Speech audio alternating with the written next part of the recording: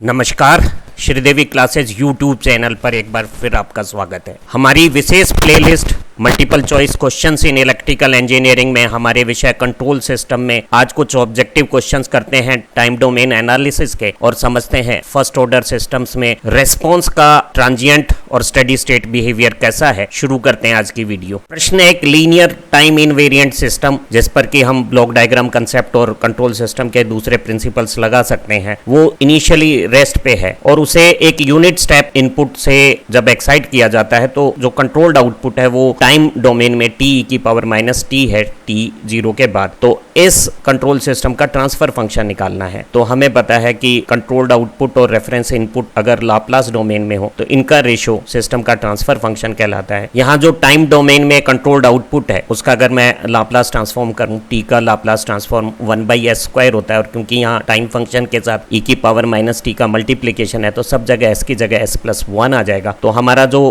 Controlled output है वो frequency domain में 1/s+1 का होल स्क्वायर हो गया है और GS इसमें RS का भाग देने से आएगा और RS 1/s है। अगर मैं यहाँ इसी में 1/s का भाग दूंगा तो S ऊपर आ जाएगा और ये जो C विकल्प है वो राइट चॉइस हो जाएगी। बहुत खूबसूरत सवाल है, परीक्षा में आने की पूरी संभावना है। प्रश्न है कि आउटपुट रेस्पॉन्स का लाप्लास ट्रांसफॉर्म ही एक लीनियर टाइम इनवेरिएंट सिस्टम में सिस्टम का ट्रांसफर फंक्शन होगा जब हम इनपुट क्या देंगे। तो अगर हम इनपुट इंपल्स फंक्शन देते हैं तो इंपल्स फंक्शन जो रेफरेंस इनपुट है उसका लाप्लास डोमेन रूप सिर्फ यूनिटी है और किसी भी सिस्टम का कंट्रोल्ड आउटपुट ट्रांसफर फंक्शन में रेफरेंस इनपुट के प्रोडक्ट से आएगा। अगर ये यूनिटी है तो जो ट्रांसफर फंक्शन है वो ही कंट्रोल्ड आउटपुट हो जाएगा। तो हमारा सही विकल्प हो गया है C। एक इंपल्स सिग्नल के साथ जो आउटपुट रेस्पॉन्स होगा वही सिस्टम का ट्रांसफर फंक्शन होगा। हमें किसी कंट्रोल सिस्टम के क्लोज लूप ट्रांसफर फंक्शन को देकर उसके ऑर्डर और टाइप के बारे में पूछा जाएगा। तो S डोमेन में ट्रांसफर फंक्शन के इस पॉलिनोमियल में न्यूमरेटर और डिनोमिनेटर में सिर्फ डिनोमिनेटर फंक्शन डिसाइड करेगा कि हमारे ट्रांसफर फंक्शन की ऑर्डर और टाइप क्या होगी। जो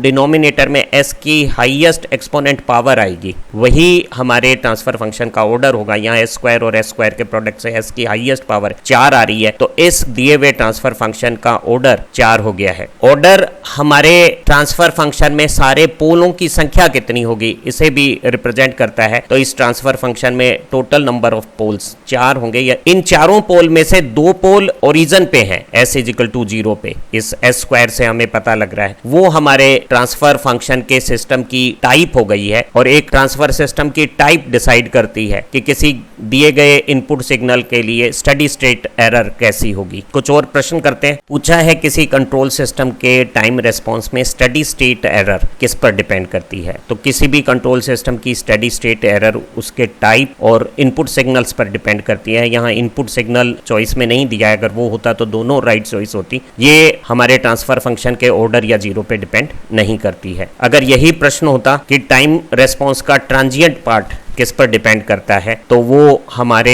सिस्टम के ट्रांसफर फंक्शन के ऑर्डर्स पे या नंबर ऑफ पोल और उनकी पोजीशंस पे डिपेंड करता। किसी कंट्रोल सिस्टम में इंपल्स, स्टेप या कोई अन्य इनपुट सिग्नल देने के बाद जो आउटपुट रेस्पॉन्स आता है उसका जो टाइम के साथ वेरिएशन है या रिलेशनशिप है उस एनालिसिस को हम टाइम डोमेन एनालिसिस कहते हैं। किसी कंट्रोल सिस्टम के टाइम रेस्पॉन्स को हम 2 भागों में बांट सकते हैं। एक कहलाता है ट्रांजिएंट रेस्पॉन्स जिसे कंट्रोल्ड आउटपुट के टाइम फंक्शन के रूप में हम t लगाकर ट्रांजिएंट बोलते हैं और जो दूसरा कंट्रोल्ड आउटपुट का स्टेडी स्टेट टाइम पार्ट है उसे स्टेडी स्टेट रेस्पॉन्स कहते हैं और इन दोनों का जोड़ हमारा टोटल टाइम रेस्पॉन्स होता है। ट्रांजिएंट रेस्पॉन्स वो टाइम रेस्पॉन्स का हिस्सा है जो अंत में 0 हो जाता है, शुरुआत के कुछ समय में इनपुट लगाने के बाद ही एक्शन में रहता है, जबकि स्टेडी स्टेट रेस्पॉन्स वो टोटल रेस्पॉन्स है जो ट्रांजिएंट रेस्पॉन्स के खत्म होने के बाद भी जारी रहता है। यहाँ नीली रेखा में दिखाया गया आउटपुट टोटल रेस्पॉन्स का स्टेडी स्टेट पार्ट है जो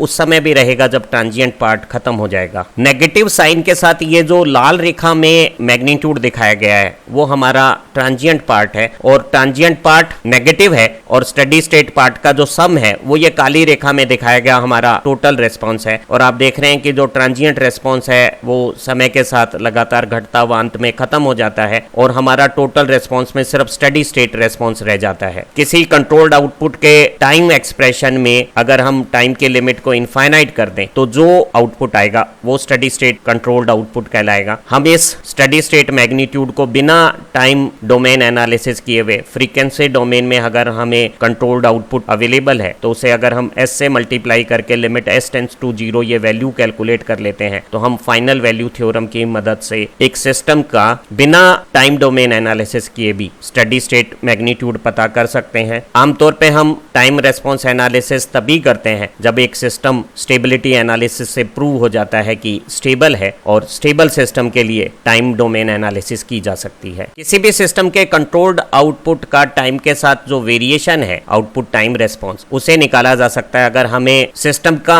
मैथमेटिकल मॉडल, पोल की पोजीशंस और नंबर्स मालूम हो और इनपुट सिग्नल की नेचर मालूम हो। आमतौर पे किसी कंट्रोल सिस्टम के लिए इनपुट सिग्नल की एग्जैक्ट नेचर पहले से पूरी तरह से मालूम नहीं होती और एक्चुअल इनपुट सिग्नल को मैथमेटिकली एक्सप्रेस करना सिंपल इक्वेशंस के रूप में मुश्किल है। तो टाइम रेस्पॉन्स एनालिसिस के लिए हम स्टैंडर्ड टेस्ट सिग्नल्स का इस्तेमाल करते हैं। हमें मालूम है कि किसी सिस्टम का जो ट्रांजिएंट रेस्पॉन्स है वो केवल सिस्टम के पोल्स के नंबर और पोजीशंस पर डिपेंड करेगा, वो इनपुट पर डिपेंड नहीं करेगा। तो अगर हम एक बार किसी एक इनपुट के साथ ट्रांजिएंट रेस्पॉन्स निकाल लेते हैं तो हम ये यकीन से कह सकते हैं कि उस सिस्टम का ट्रांजिएंट रेस्पॉन्स दूसरे इनपुट के लिए भी वैसा ही होगा। आमतौर पे इस तरह की टेस्टिंग के लिए हम standard unit step input signal का एनालिसिस के लिए इस्तेमाल करते हैं, क्योंकि यूनिट स्टेप इनपुट है उन्हें बहुत एक्यूरेसी से और आसानी से उपलब्ध किया जा सकता है और उनके एनालिसिस को भी मैथमेटिकली आसानी से समझा जा सकता है। जरा अलग अलग तरह के टेस्ट इनपुट सिग्नल्स के बारे में जानकारी लेते हैं जिनके बारे में परीक्षाओं में बहुत प्रश्न पूछे जाते हैं। हमारा एक एक्चुअल इनपुट सिग्नल कैरेक्टरिस्टिक में कुछ चीजों का कॉम्बिनेशन हो सकता है, जो सडन शॉक हो सकता है, एक सडन चेंज हो सकता है फिक्स्ड मैग्नीट्यूड का, एक ऐसी चीज हो सकती है जो लगातार टाइम के साथ इंक्रीज हो रही है जैसे कि कांस्टेंट वेलोसिटी हो सकती है या कांस्टेंट एक्सेलरेशन हो सकता है। ऐसे इनपुट सिग्नल्स के बिहेवियर को जो सिस्टम पर आएगा उन्हें कंपेयर और जज करने के लिए हम कुछ स्टैंडर्ड टेस्ट सिग्नल्स का इस्तेमाल करते हैं। ये जो सिग्नल है जिसे हम इंपल्स सिग्नल कहते हैं वो सडन शॉक को रिप्रेजेंट करता है। ये सिग्नल जिसे हम यूनिट स्टेप या स्टेप सिग्नल कहते हैं वो सडन चेंजेस को रिप्रेजेंट करता है। ये जो कांस्टेंट टाइम के साथ एक समान दर से बढ़ती हुई सरल रेखा है वो रैंप या कांस्टेंट वेलोसिटी सिग्नल है, और ये कांस्टेंट एक्सेलरेशन या पैराबोलिक सिग्नल हो गया है। हमारे कंट्रोल सिस्टम एनालिसिस में एक वेरिएबल फ्रीक्वेंसी का साइनोसॉइडल सिग्नल भी इंपॉर्टेंट है जिसका हम इस्तेमाल फ्रीक्वेंसी डोमेन एनालिसिस में करते हैं। तो वो जो साइनोसॉइडल सिग्नल है वो इस रूप का हो गया है। परीक्षा में प्रश्न हो सकता है कि पैराबोलिक इनपुट सिग्नल इनमें से किसे रिप्रेजेंट कर रहा है। तो पैराबोलिक इनपुट सिग्नल एक एक्सेलरेशन के साथ वेरिएबल वेलोसिटी वाले रूप को रिप्रेजेंट करता है। हम पोजीशन को यूनिट स्टेप इनपुट से, वेलोसिटी को रैंप इनपुट से रिप्रेजेंट कर सकते हैं और सडन शॉक को हम इंपल्स फंक्शन से रिप्रेजेंट करते हैं। इन सभी सिग्नल्स, रैंप जो शॉक को रिप्रेजेंट करता है, स्टेप जो सडन चेंज को रिप्रेजेंट करता है, रैंप जो वेलोसिटी और पैराबोला जो एक्सेलरेशन को रिप्रेजेंट करता है, उन्हें थोड़ा और डिटेल से समझते हैं। एक इंपल्स फंक्शन का टाइम में ग्राफ निम्नानुसार है। इसका मान हर उस स्थिति में जो जीरो नहीं है उस स्थिति पे इसका मान जीरो है और थ्योरेटिकली इसका मान जीरो स्थिति पे इनफाइनाइट है। एक इंपल्स फंक्शन सडन शॉक की कैरेक्टरिस्टिक को रिप्रेजेंट करता है। आमतौर पे हम इसे डेल्टा फंक्शन से रिप्रेजेंट करते हैं और इस टाइम डेल्टा फंक्शन की मैग्नीट्यूड a हो सकती है जब टाइम जीरो है, और ये a ड्यूरेशन 1/a समय के लिए लागू होगी। अगर a अनंत है तो हमारा समय काल जीरो हो जाएगा और जीरो के अलावा अन्य सभी समय इसका मान जीरो है। अगर मैं इस इंपल्स फंक्शन को इंटीग्रेट करूं बहुत छोटी सी लिमिट्स में, नेगेटिव से पॉजिटिव के बीच में जीरो के पास थोड़ा सा पीछे और थोड़ा सा आगे, तो ये इंटीग्रेशन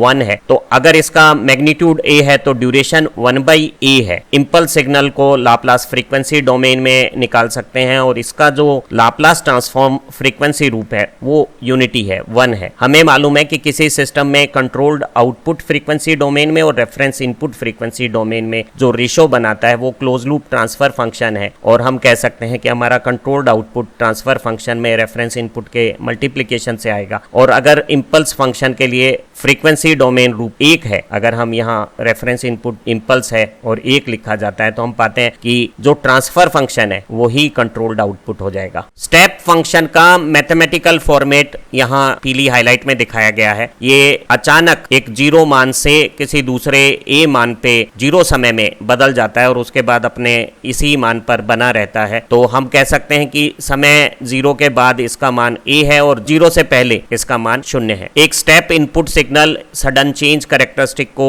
रिप्रेजेंट करता है और अगर ये मैग्नीट्यूड 1 हो, यूनिटी हो, तो ऐसे स्टेप फंक्शन को हम यूनिट स्टेप फंक्शन कहते हैं और एक यूनिट स्टेप फंक्शन का लाप्लास ट्रांसफॉर्म 1/s हो जाएगा और हमारे a मैग्नीट्यूड के स्टेप फंक्शन का लाप्लास ट्रांसफॉर्म a/s हो गया है। हम किसी भी लीनियर सिस्टम का ट्रांजिएंट रेस्पॉन्स सामान्यतः एक स्टैंडर्ड इनपुट स्टेप सिग्नल से ही करते हैं, क्योंकि जो ट्रांजिएंट रेस्पॉन्स है वो सिस्टम के पोल्स पे डिपेंड करता है, इनपुट सिग्नल पे डिपेंड नहीं करता। स्टेप फंक्शन जनरेट करना आसान है और इसका मैथमेटिकल एनालिसिस भी आसान है और हम एक बार स्टेप फंक्शन से ट्रांजिएंट रेस्पॉन्स निकालने के बाद स्टेडी स्टेट रेस्पॉन्स हम एक बार स्टेप सिग्नल से निकालने के बाद दूसरे सिग्नल से भी आसानी से निकाल सकते हैं। यहाँ समय के साथ बदलाव जो पीली हाईलाइट में दिखाया गया है वो रैंप सिग्नल है। रैंप सिग्नल t0 पे 0 मान से शुरू होता है और समय के साथ एक समान दर से लगातार लाल रेखा बता रही है बढ़ता है। एक ramp signal constant velocity characteristic को रिप्रेजेंट करता है। इसको मैथमेटिकली हम कह सकते हैं कि वो a टाइम्स t है, जहां a इस रेखा का स्लोप हो गया है जब टाइम 0 या 0 से अधिक है और 0 से पहले ये 0 है। अगर हमारा इस रैंप का स्लोप 1 हो तो ऐसे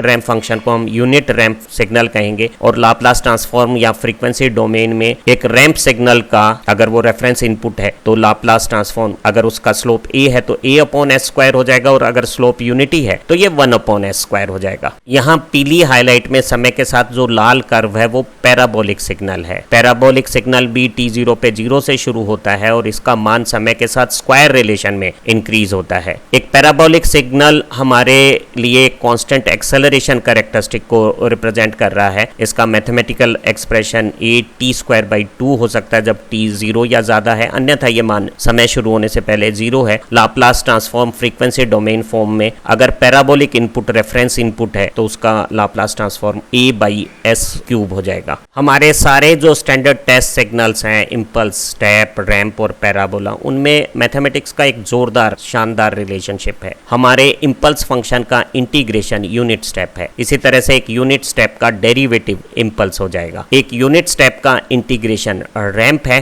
और रैंप का डेरिवेशन यूनिट स्टेप है। एक रैंप का इंटीग्रेशन पैराबोलिक है और पैराबोलिक का डिफरेंशिएशन रैंप है। तो ये एक दूसरे से डिफरेंशिएशन या इंटीग्रेशन के साथ रिलेटेड है और ये बात उनके टाइम रेस्पॉन्स में भी सटीक बैठती है। किसी एक सिग्नल के साथ अक्सर हम यूनिट स्टेप फंक्शन को पसंद करते हैं। जब टाइम रेस्पॉन्स निकाल लेते हैं तो हम डिफरेंशिएट करके यूनिट इम्पल्स का रेस्पॉन्स पता कर सकते हैं और उसी यूनिट स्टेप के रेस्पॉन्स को इंटीग्रेट करके रैंप सिग्नल के रेस्पॉन्स को समझ सकते हैं। परीक्षा योग्य प्रश्न है कि एक ट्रांजिएंट टाइम रेस्पॉन्स किस पर डिपेंड करता है, तो आंसर है कि वो सिस्टम के पोल के नंबर और लोकेशन पर डिपेंड करेगा, वो इनपुट सिग्नल पे डिपेंड नहीं करता है। अभी हम एक फर्स्ट ऑर्डर सिस्टम को अलग अलग इनपुट सिग्नल के साथ जब एनालाइज करेंगे तो पाएंगे कि सभी में ट्रांजिएंट रेस्पॉन्स फर्स्ट ऑर्डर के लिए एक जैसा आएगा। प्रश्न है स्टडी स्टेट टाइम रेस्पॉन्स किस पर डिपेंड करता है, तो वो सिस्टम की डायनामिक्स और इनपुट सिग्नल्स दोनों पे डिपेंड करता है। ध्यान रहे, ट्रांजिएंट रेस्पॉन्स इनपुट सिग्नल पे डिपेंड नहीं करता, वो सिर्फ सिस्टम के पोल्स पे डिपेंड करता है, लेकिन steady state response system dynamics और इनपुट सिग्नल दोनों पे डिपेंड करता है। तो यहाँ हमारी राइट चॉइस सी बोथ हो गया है। एक कंट्रोल सिस्टम के टाइम रेस्पॉन्स के बारे में हम कंक्लूड कर सकते हैं कि उसका जो ट्रांजिएंट रेस्पॉन्स है वो सिस्टम पोल्स पे डिपेंड करता है, वो इनपुट पे डिपेंड नहीं करेगा। इसलिए ट्रांजिएंट रेस्पॉन्स की जानकारी के लिए केवल यूनिट स्टेप इनपुट के साथ ही